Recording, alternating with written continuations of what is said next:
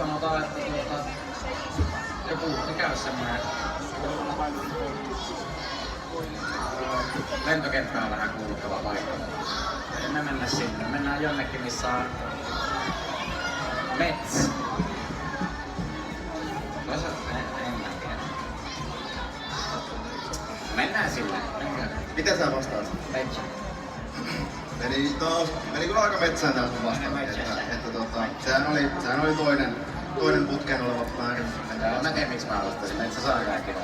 Se on ihan totta. Meillä olisi ollut täällä... Meillä olisi ollut täällä 3 pistettä hautausmaa, 2 pistettä hylätty talo. Hautausmaa? Etkö sanonut? Sanotko? Joo. Hyvä. Se oli se oikein. Oli, mutta sulla ei pistettiin kuulemma siitä. Kiekot sitten. Ja sitten 1 piste olisi ollut sillan alla. Joku sanoo sillan alla. Niin, sieltä moni huu sieltä sillan alla. Joo. No hei, Okei. tää on, mä veikkaan, että te ootte nyt supertietäjiä tässä.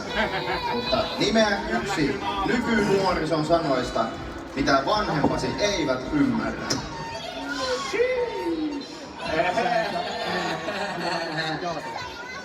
Se ei kyllä tarkoita edes oikein. Tarkoittaako se mitään? Mikä? Mä en tiedä mitä. Minä otin tämän niinku omakohtaisesti, että mitä nää et ymmärrä, mitä toi. Oli sun vastaus. Sama vastaus.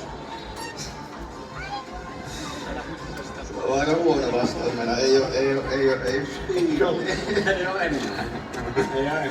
Tai ollaanko, alkaa Ja -1. pushing 30. Hei, mä en tiedä mikä se. Sanoista, musta sama.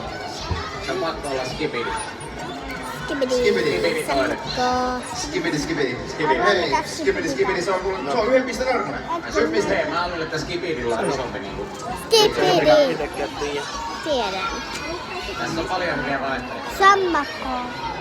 Hei, Ja semmoista pönttöä. Nyt yritän. Niissä on naama. tuo on hyvä.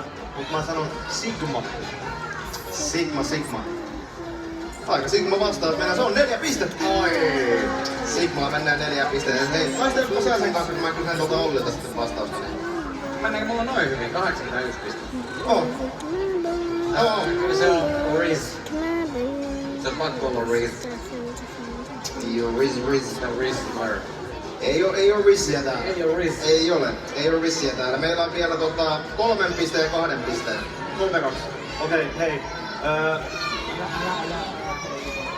Bombardino Crocodilo. Ei kun sanaa.